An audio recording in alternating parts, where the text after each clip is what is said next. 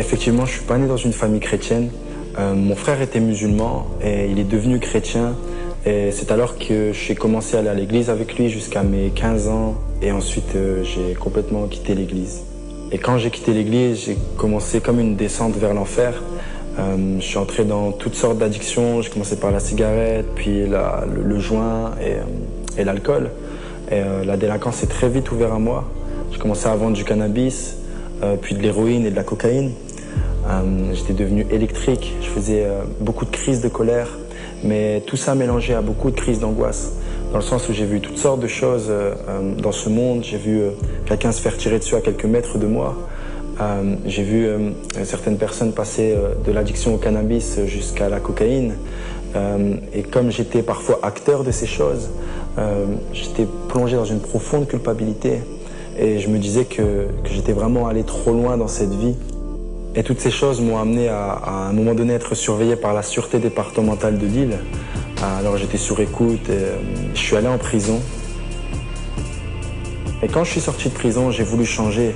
J'ai voulu commencer une nouvelle vie et changer par moi-même. Or, ça n'était pas possible. J'étais trop embourbé dans toutes ces choses. Et au bout de 3 semaines, j'étais retourné dans mon quartier à faire les mêmes choses. Alors j'essayais de combler mon manque par tout ce que je pouvais. J'ai même fait du rap, mais ça ne me comblait pas. Je faisais que m'enfoncer de plus en plus, en faisant de plus en plus de crises d'angoisse. Mais mon frère, qui lui était chrétien, n'a pas cessé de prier pour moi et de croire que je pouvais être sauvé. Alors il venait même sur mon point de vente pour me parler de Dieu. Alors qu'il y avait tellement de clients et qu'on devait faire la circulation, lui venait avec sa voiture et me disait que Dieu m'aimait et que je pouvais encore revenir à lui. Mais un jour, au travers d'une discussion, alors qu'il me dit que Dieu m'aime et que je peux revenir à lui, ce jour-là, ça a vraiment percuté mon cœur et pas comme d'habitude. Ce jour-là, c'est comme si Dieu m'avait parlé.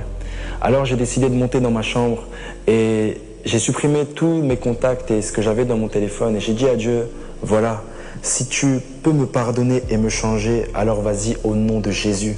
Et alors que je fais cette prière, c'est comme si j'avais senti un feu à l'intérieur de moi et j'ai été délivré de toutes mes addictions.